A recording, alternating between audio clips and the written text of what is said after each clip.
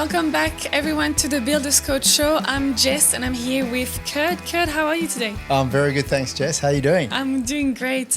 Welcome to this next episode 22 of our little podcast. Thank you. Good to be here. Look, I want to talk about a few things today, mainly, habits, good habits for success, and what is your definition of success? But let's get straight into it with a quote that you refer a lot to from James Clear. Yes. Can you tell me it? Pretty much every event we run, we talk about atomic habits. James Clear's favorite or famous quote: "You don't rise to the level of your goals, you fall to the level of your systems." And that is all about process over outcome. So follow your systems and the results will take care of themselves.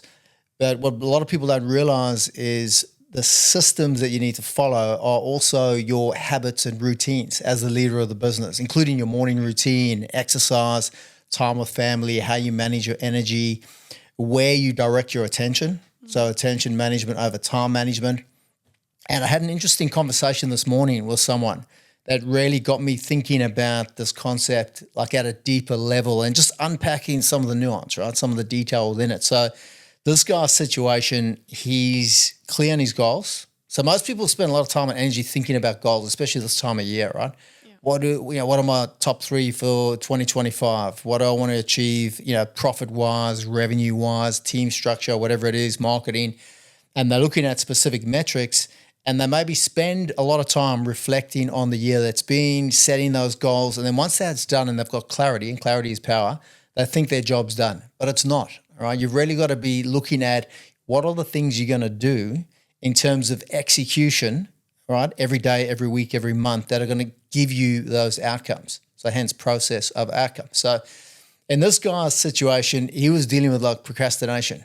So he's motivated, he's driven, he's a great leader, he's got clarity on goals, but he procrastinates. So there's things that come up that he knows he needs to do, like sitting down and doing a quote, for example. And he just doesn't get it done. He ends up getting sidetracked. The phone call comes in. He's checking his email, whatever it is. So we started looking at his morning routine because, like, as you and a lot of the listeners know, the best thing you can do to get momentum in the morning or at the start of your day is eat that frog, right? So what's that most difficult thing that you avoid or don't want to do in the morning? And when you do that, it literally changes your body chemistry.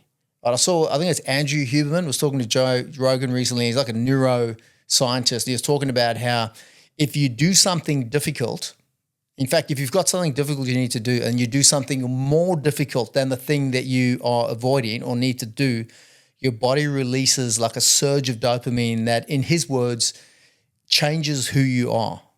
Right? So it gives you a real kick. And Brian Tracy talks about how eating that frog has achieved significant results for companies. The company that had a $40 million exit, and all the directors pointed to the fact that they did that every day. They had brass frogs on their desk. And when they got in the morning, they would look at, what's the most difficult thing I need to do today? They'd do it. And they attributed that one thing to the corporation's success. So this guy, eating the frog on the surface sounds like the solution, right? So the guy's got procrastination, but it's not. It's like, well, what are you doing before you get into your to-do list and before you eat that frog? So what's your morning routine? And I was explaining to him that I like to go for a run, right, which changes my neurochemistry, gets me motivated, and then I'll look at eating the frog. So he was like, yeah, he's got a Peloton bike, all right? So something, and I was like, great, so you can use that, rain, snow, hail, there's no excuse for not getting on the Peloton bike, right? And that's going to have an impact. But that's still not enough. He can't just get on the Peloton bike, change his neurochemistry, then eat the frog because he's getting distracted by his phone and notifications that come in. So he needs to get on the Peloton bike. Before he does that, he needs to have done his to-do list the night before, 27 things, narrowed it down to top 3 or 6, highlighted the one most difficult thing, the frog that he's going to eat, turned notifications off, put his phone off or on silent, plus his computer so he doesn't hear the emails pinging through, jump on the Peloton bike. When he finishes that, immediately eat the frog, even if it's spending an hour and a half working on a quote, and not allow any distractions to come in, because if they do, he's screwed. He's going to get sidetracked, right? It's just in his nature. So that was the new process solution, if you like, just to make sure that he's able to get that first thing done. So we're going to see how it goes. Oh, awesome. Great. That's great advice. Yeah. Talking about morning routine, it's funny because you and I, we both have our own morning routines. But I find that mine, I go through all these different steps I need to do. And then also it's already lunchtime or maybe even like 1 o'clock, 2 o'clock. And it seems like you never have enough time in the morning to go through everything. Yeah. Do you find that too? I think it's a combination of, like sometimes it feels like you can't get on top of it, but that may be because you're taking on too much. They're biting off more than you can chew. But on the flip side, if you're doing things you really enjoy, and we're talking about on the way here, like having a dopamine menu. So there's things you can do that give you a dopamine hit, like exercising, walking the dog, whatever it is, or maybe even learning while you're exercising as you get your little epiphanies, that gives you a dopamine hit as well. That puts you in a time warp where you lose track of time. So you could be doing something for 3-4 hours, but it feels like half an hour. Yeah, playing video games for kids, that's another way to get stuck in that time warp. So maybe there's an element of that happening as well, where you're losing track of time. Yeah, losing track of time, Yeah, which is why it's so important to direct your focus.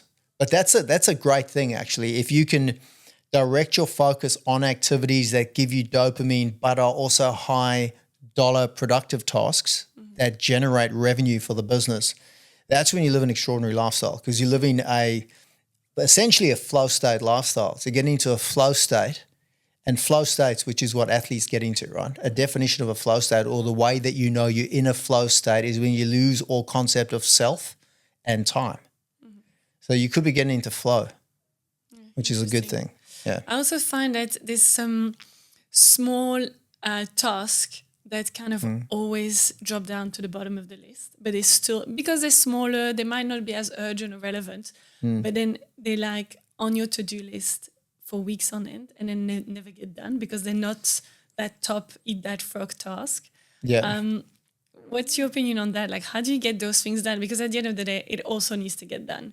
Well, the longer you leave those, like eventually they become urgent and important, right? So you get tasks that are urgent and important. Like if you promise someone something by tomorrow morning, like a report or a quote or something, then that's urgent and important. And if you don't get it done, it's going to cost you money. So that normally goes to the top of the list. And that's when you're doing a to-do list. What are your top 6 or your top 3? And then what's eat the frog? That's normally one of those things. It's very apparent what that is. But then there's tasks that are urgent but not important. Okay, it could be someone, trying to sell you something, and it's urgent and important for them, but not for you. And maybe you need that thing, but not now. So that could go into your 12-week plan. You could have a look at it later. So it's about awareness, just recognizing what are the urgent and important, and then differentiating, right, between urgent and important and urgent and not important. But there's also important but not urgent, which is business development, right? It's important, very important, that you work on your business, that you reflect and review now at the end of the year, lay the track for next year. But it's not urgent that you do it. Yeah. Right. And that's where people come unstuck, is one, recognizing the importance of working on the business, blocking out time, and then getting it done. So, if you've got that falling to the bottom of your list, you've got to do something about it. Yeah. Interesting. I want to talk next about your definition of success. Yes. The best definition of success I've seen, and I was just talking to someone about it now, is getting him to coach his team member, one of the guys on his team, who, he's not sure if this guy is worthy of an apprenticeship, but he's still sussing him out. And I sent him a wheel of life, which is basically just a wheel that looks at 8 different areas of your life. So career, physical environment, which is like where you live, the house you live in, the car, spirituality, personal development, fun and recreation, holidays, sport and events, all that sort of thing, romance, date nights. And so there's 8 areas. Score yourself from 0 to 10. 0 being pathetic, 10 perfection, somewhere between 1 and 9 for each of those. And then that gives you a snapshot of your life. And then you have financials in there as well, so money. And ask yourself, once you've done that exercise, what would need to happen for those all to be a 10? And then you write those down, and then those become the focus of your goals and also your habits and your routine. So that's the best definition of success I've seen, because it's like having a table or a chair with 8 legs. So if one of them falls over, like say you lose your money, but you've got strong relationships, romance, friendships, holidays, health, fitness. I heard the other day, someone with good health has 1,000 dreams. Someone with bad health has but one. All right. So that's a short conversation around the importance of health, right? So that's the best definition of success. It's not only one thing. And we see it all the time where people go all in on career or all in on money or all in on some other area to the detriment of the others. And the reason I got this guy to think about coaching this team member was that the best way to learn is to teach. So for him to coach him was going to help him help the guy that he's dealing with, but also himself learn and internalize the learnings a lot better. So there's that. But within that, there's a great question that came up with one of my clients recently, which was, I'll be successful when, all right? And you can use that for those 8 areas. Like, I'll be successful in a relationship with a significant other when, and then fill in the blank. And his definition of success for his business was, I'll be successful when I can take 2 months off and my business continues to flourish without me being there. Yeah. And I thought that was great. It's that, that story about, if you had to go to the airport now, there's a cab outside, you're allowed to make one phone call and then you're going to be gone for 3 months. Mm-hmm. When you return, would you still have a business? Yeah, that's the... Oh, I thought you were going to say, who do you call? Well, yeah, who do you call? Who do you call to hand over your business? So. If you don't have a 2RC or someone who's going to manage things while you're away, then you obviously you have a job, right? You don't have a business that someone else can take care of. Yeah. Awesome. Yeah, that's a great definition of success, and it works for, as you said, for your career, but also for your personal lifestyle. Yeah, so it's a holistic approach, yeah. And this is the perfect time to look at all of those areas, yeah. Mm-hmm. You mentioned to me the other day the concept of, within business, farming over hunting. Can you explain a little bit, what does it mean specifically in this industry? Yeah, so farming over hunting, so the majority of guys out there, right, so most builders don't spend time and energy working on their business or business leadership development. The hunting concept is someone who's out there, is not doing much marketing. He's just hunting for a job, that next job, catches it, kills it, eats it, and then hunts for the next one. Mm-hmm. The farming concept is really spending time and energy building systems and processes, especially around the front end, the pre-construction phase, sales and marketing, nurturing relationships with the right architects and designers. And then off the back of that, building up a groundswell of quality referral work that comes through, and then eventually, put themselves in a position where they've overbooked the flight, where they've got a consistent flow of quality work coming through at a good margin, good cash flow. And that's what we do with all our clients. But the number one marketing strategy that we're seeing work right now is network marketing with architects and designers. And we've spoken about price shock and the value management solution. It's a real problem out there, not only for clients, but for architects as well. And there were a couple of examples just last week where I was speaking to these builders who were doing, a networking blitz in February this year. Oh, yes. And they got inquiries, like quality inquiries coming through. So these architects contacted them and said, hey, we've got someone who's a good fit for, your value management process, or we believe you could help. And it's a one builder tender process. So it's not a tender where they're going to, give us a price, we'll go out there, shop it out to 3 builders. Mm-hmm. They're going to be working with that builder and the client to get the numbers right, and then, take it from there, which is great for workflow, right? If you've got certainty around a job that is going to start in June, July next year, that's setting you up perfectly, for the future. Now, network marketing is definitely one of key crucial items from marketing perspective. I was also thinking the concept of farming also very much applies to digital marketing, right? Everything you do with your online presence, you're really farming and getting followers and putting yourself out there is really farming a crowd. Well, basically. You're farming a following, right? Yeah. On your Insta and your Facebook or Pinterest or whatever platform you're on. Plus, you should be building a list as well, like an email list of people that you can send a newsletter out to, or just showcase the work that you do via quality video and photo. And people are watching, right? And you don't Yeah. know when they're going to need a builder or when they're going to contact you. It could be a few months, it could be a year. Who knows? Exactly, yeah. But they're watching you and they're following you. Yeah, you literally... And they're getting to know you. That's right. Yeah, you can control the narrative. So you can share as much as little as you like about yourself personally, and let them get to know you. But also, just like it's like a window that they can look through for you to showcase the work that you do, demonstrate expertise, and that builds credibility and trust. So that's important. But that's a great example of farming. So you farm, and that's building equity value in the business, because the list is where the money is, right? If you're ever going to sell your business or pass it on, if you've got a list of 4,000 people in the area that are reading your newsletter or following everything that you do, you don't need a huge list. You just need a list of relevant people who are interested in the specialty that you offer a solution in. And then you'll get a consistent flow of quality people coming through. And that is, what we call client banking and selling in advance. It's building credibility and trust before people even come into any sales process, which is great. But just on that, very important thing with the farming over hunting is the return on the farming, right? The returns you get are not linear. Like a lot of people think like I'm putting all this effort in, it's 5 hours a week and I'm working on my marketing systems and my sales process, and there's a content creation system in place. We've got a content library, someone's editing them, we're putting it out there, and they expect a return as an inquiry to come in and the quality of work to come in direct proportion to the work and the money that they've spent, but it doesn't work that way. So like with farming, you're going to do a lot of work before the harvest comes, but when the harvest does come, it's going to be like 100-fold. So eventually the returns will be disproportionate to the effort that goes in, but it takes a bit of time. And that's why most people can't stay the course. Yeah, and anyone out there doing like meta ads, that's really the case. Like it does take a little bit of time to start kind of kicking in, and then eventually meta ads, any pay-per-click advertising plus SEO as well. Oh yeah, SEO, it takes time. It takes even a bit longer.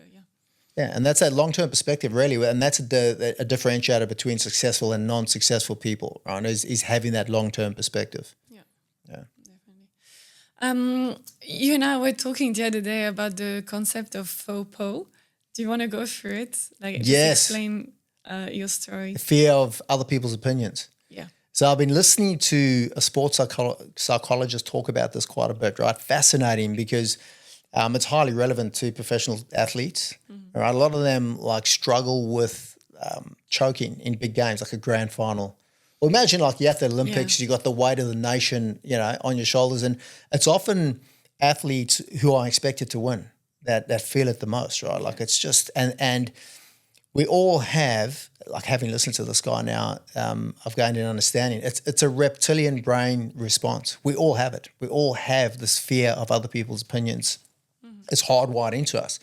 It's a bit like, that same, irrational fear people have around public speaking or whatever it is. Yeah. It's just there as a defense mechanism, and awareness is curative. Like once you realize that it's there to protect you, you can do something about it.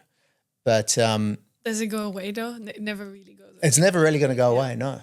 So they did some interesting research, right, around how people's brains, so when we're not busy, so you're working all day and you plan your way through your to-do list, there's a part of our brain that shuts down when we're busy, we're doing things. But when we go into a quiet space, this part opens up, and what it is like our inner critic. And it's this negative part of us that becomes very critical about everything that we've done and about largely, and some people have it worse than others, depending on different things. Some of it could be upbringing, nature, nurture, whatever it is, but that's not important. It's not important to go back and understand why you have it. It's just recognizing that it's actually going on. And when things stop and you've got a quiet space, just you and your thoughts, that's when this negativity comes up. And it's fascinating to learn that we all have it.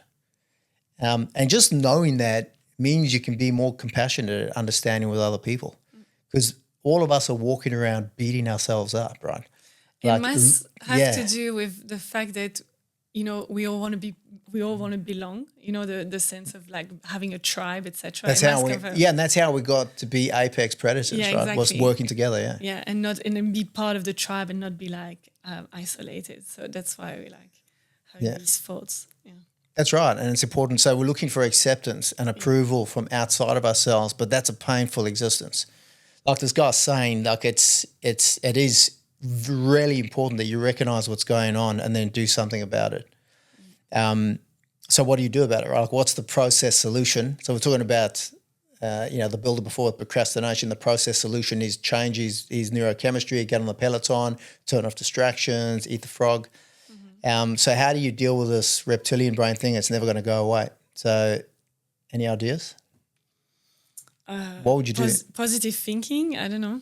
Yeah, well, meditation. So yes, mindset. Mindfulness, right? Mindfulness, breathing. Yeah. So mindfulness, it's a thing. And there's a scientist that went in and studied it. He didn't want people to think it's like some new age fad, which some people might think that, right? What's mindfulness practice? What is it? It's some Eastern philosophy that's coming to the West, and it's just used in California or whatever it is. It's not. It's actually something that can shut down the monkey chatter. I've been using Sam Harris's app, Waking Up.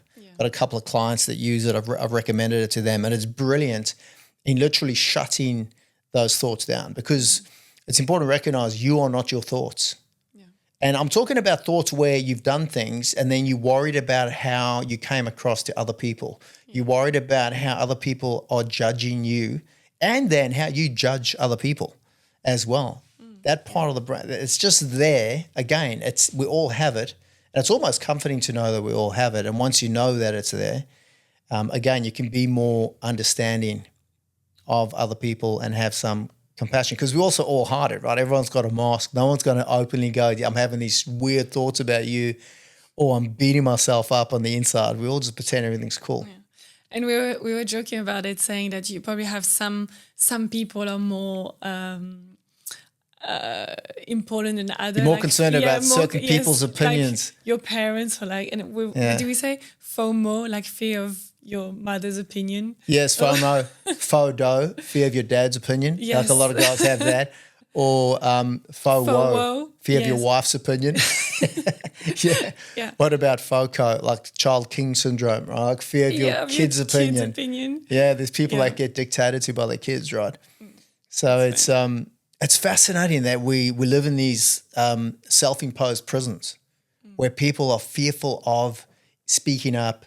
There'd be people like, especially in the corporate world, that they want to say something, but they're fearful. And especially in this culture that's hopefully changing, now that, Trump got in over in the US, we're moving away from that cancel culture where people were fearful of saying what they thought, especially of their support of Trump, which apparently there was it's going to flip on its head, where people would lie about who they support. I mean, when he beat Hillary Clinton, not to go down this political path for too long, but when he beat Hillary, she had I think 94% chance of winning in the polls on the day of the election. So there were a lot of people that were just straight up lying.